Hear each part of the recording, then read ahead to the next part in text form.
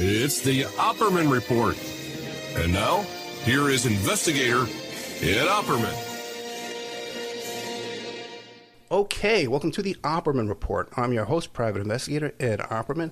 You can find me at Opperman Investigations and Digital Forensic Consulting just by emailing me at oppermaninvestigations@gmail.com.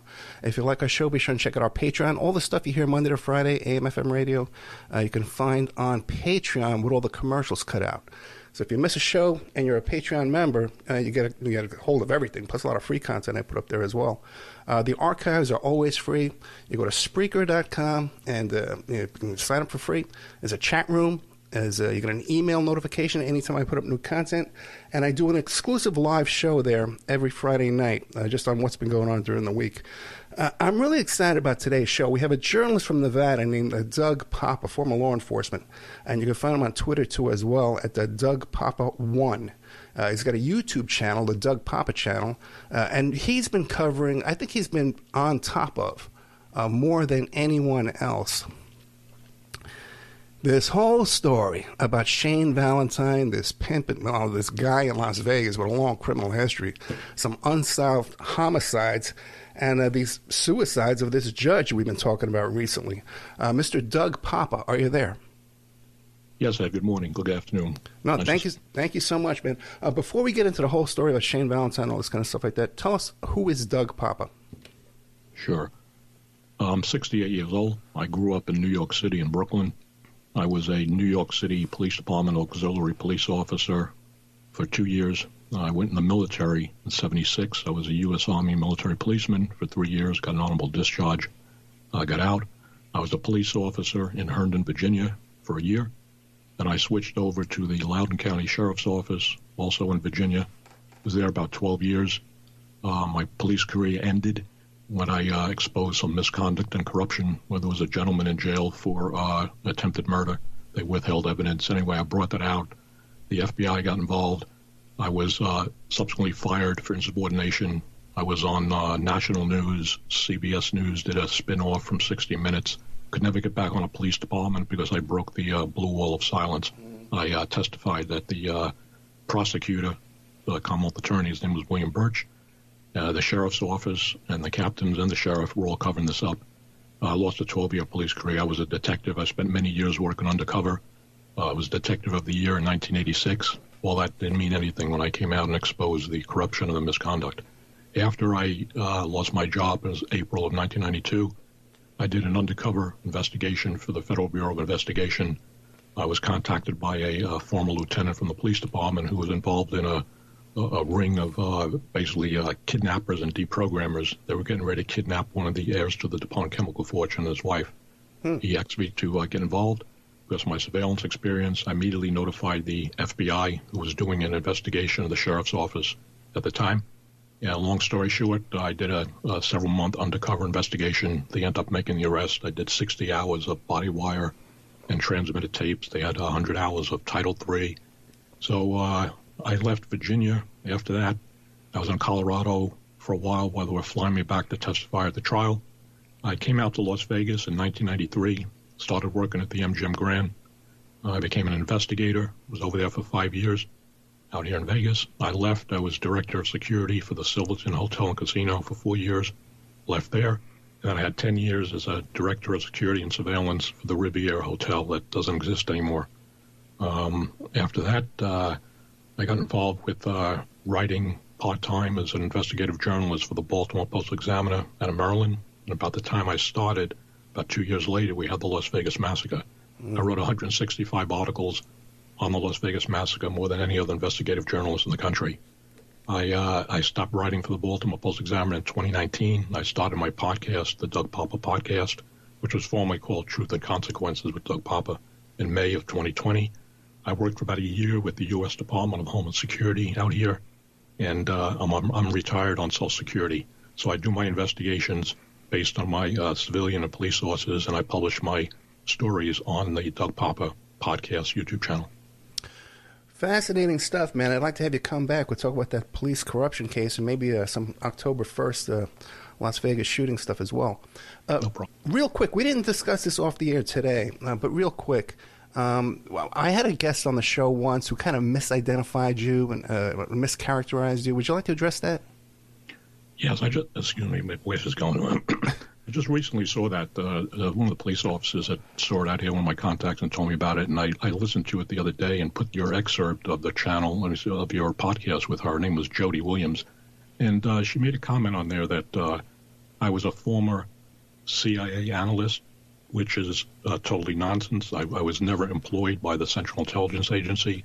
She said that I wrote a story saying that Connie Land and her daughter Sydney were murdered together in their apartment. That also was false. Connie Land committed suicide, and we'll get into that, August 10th of last year.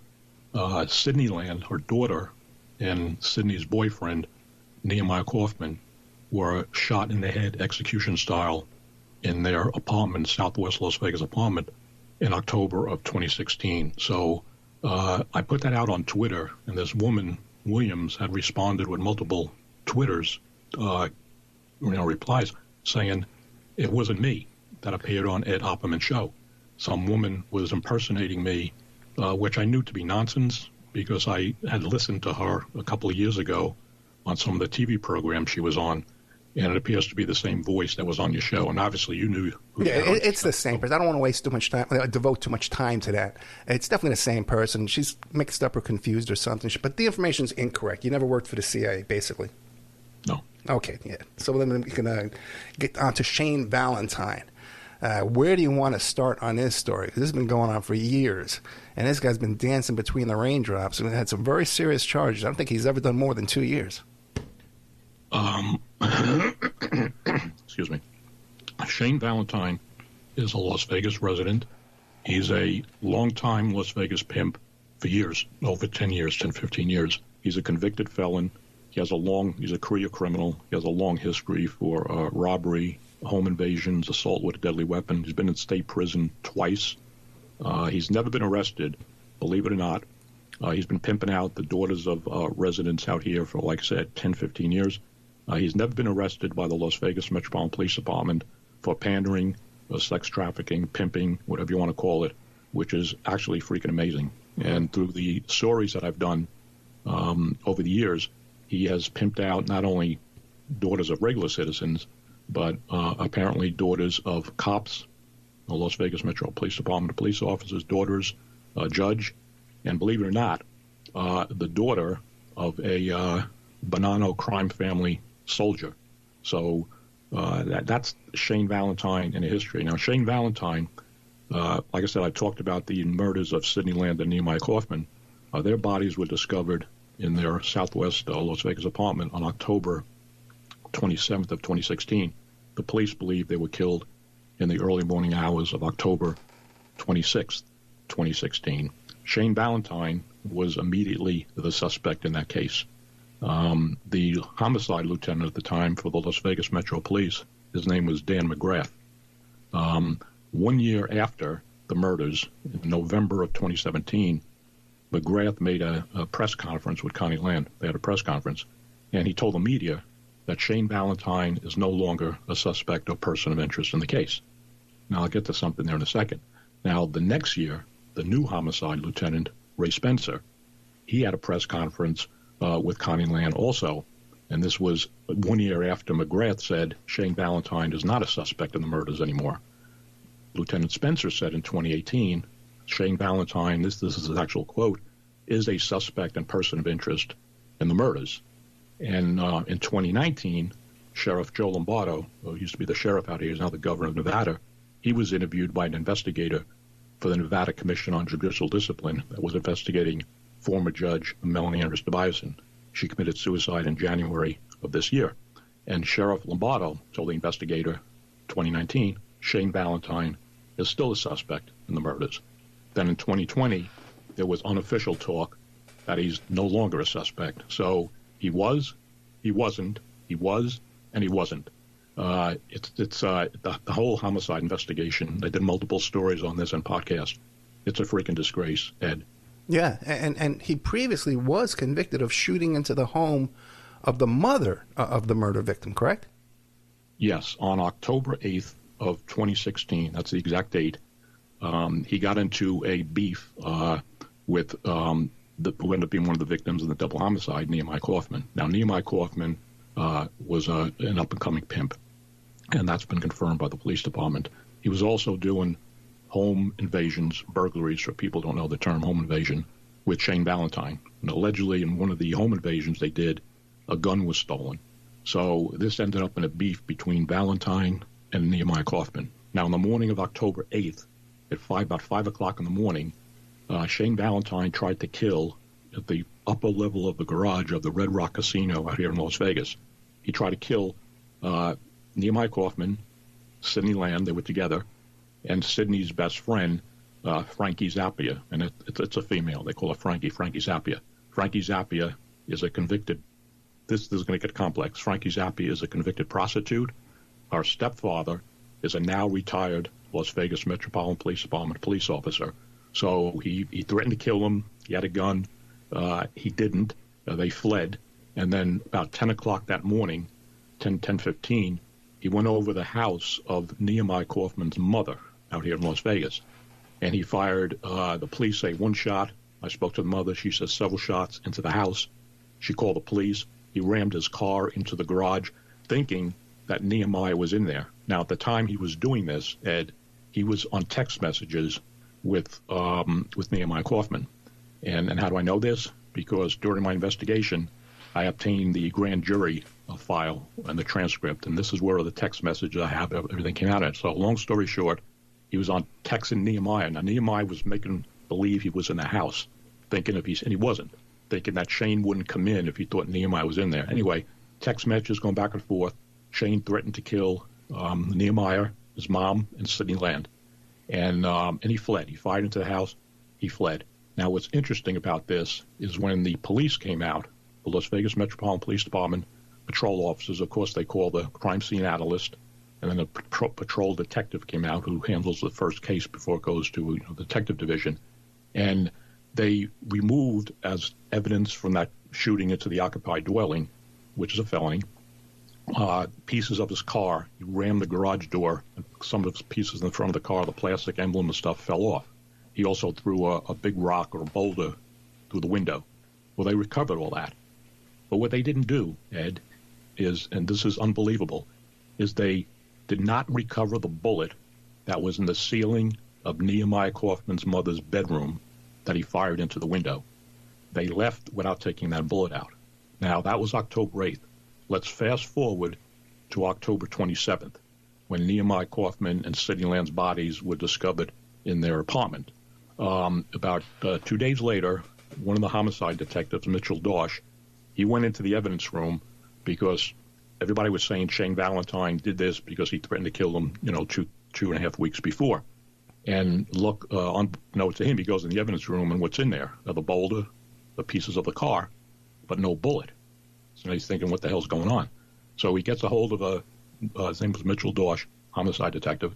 He gets hold of another CSA analyst, that's a crime scene analyst, and they go back to Nehemiah Kaufman's mother's house, and they retrieve the bullet out of the attic. That should have been retrieved by the police, 2.5 weeks ago. Now, keep that in your mind. So that Shane Valentine ended up being indicted for that charge, and that's what he went to prison for. He was never charged with the murders. Now, right after the murders, and this came out in the grand jury testimony that I have, after the murders, he fled to California. He turned off his phone and got a new phone.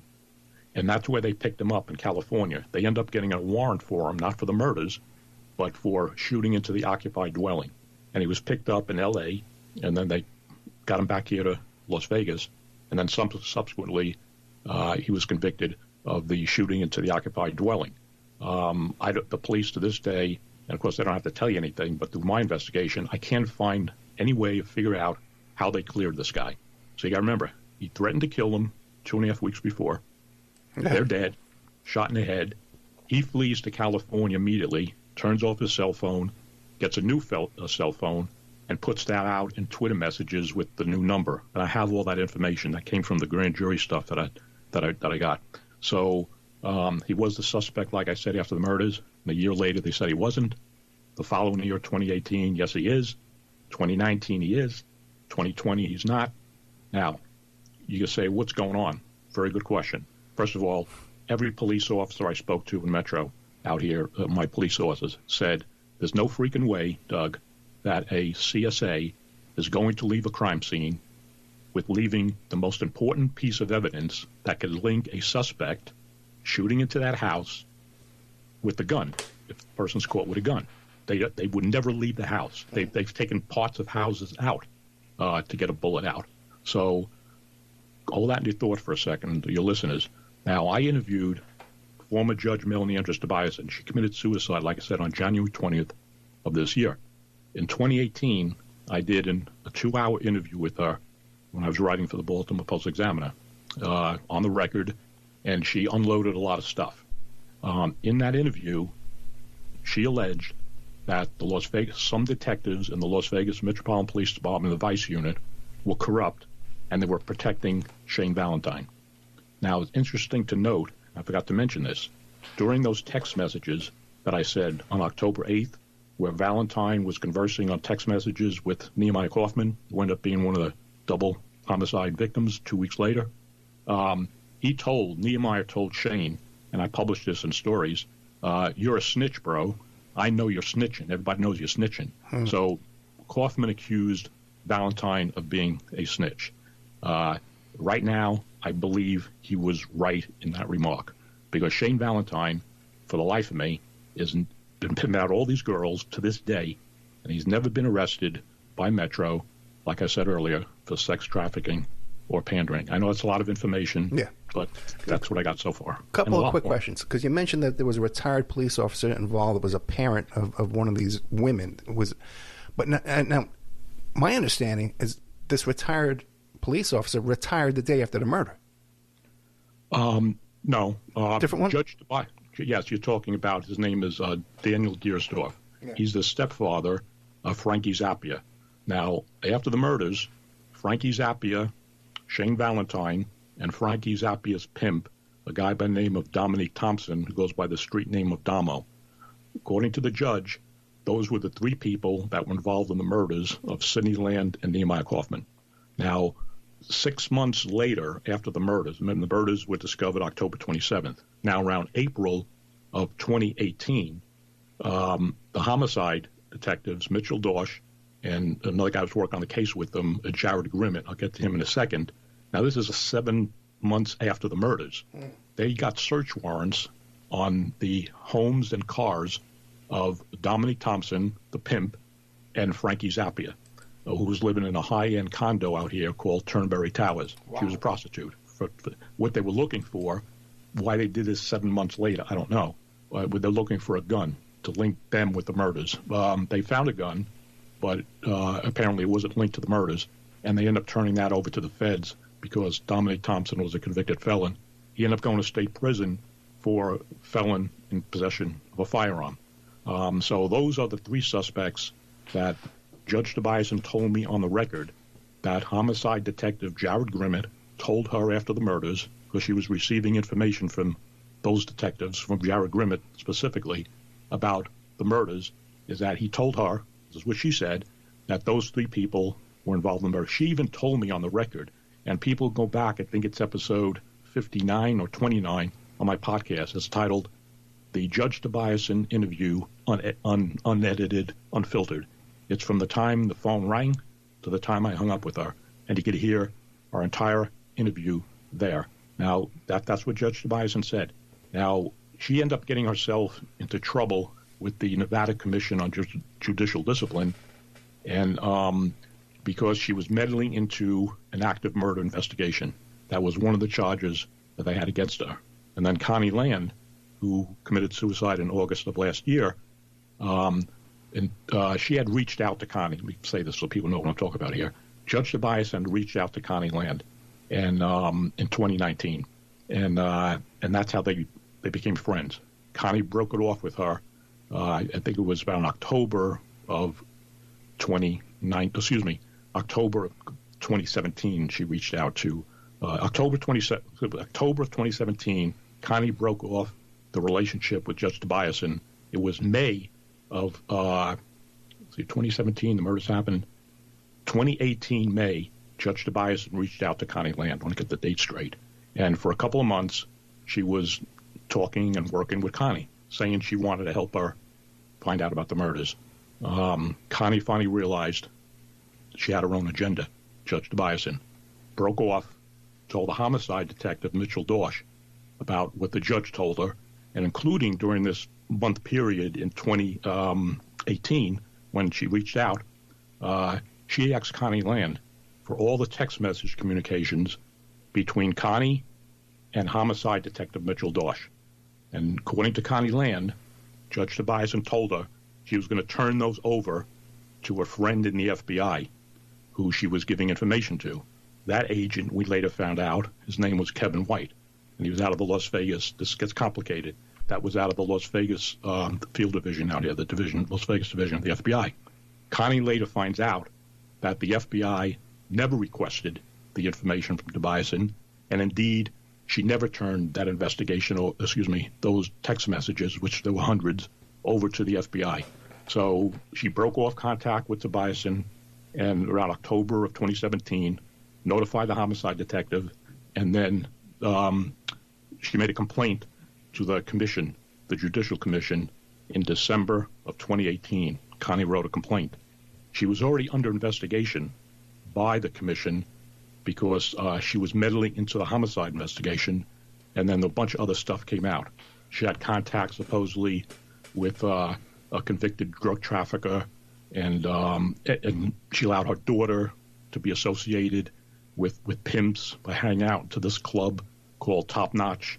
Like I said, this is a very complex. Let me ask a couple of questions. First of all, the reason why Tobias got involved in all this is because her daughter was, like you said, was working over at Top Notch, and her daughter knew Shane Valentine. But what also disturbs me, though, is that she had a case in front of her where Shane Valentine was in the courtroom trying to intimidate a witness, and then she actually had another domestic violence case, I believe, where Shane Valentine was the defendant, and during that trial, he was texting her daughter? Yeah, what happened was, according to the judge, Shane Valentine, her daughter, Sarah Tobiasen, okay? The judge's husband is a retired Las Vegas Metro police sergeant. Her daughter, Sarah, according to the judge, was introduced to Shane Valentine, I think in 2015, by the daughter of another first name was Allie, of another current Las Vegas Metropolitan Police Department officer, and that's what she said. But then later on, Judge Tobiasen allowed her daughter to work in Top Notch. And a sophomore in high school. Yes, Bishop Gorman High School. It's the only Catholic high school in Las Vegas, very prestigious. So Allie was going there.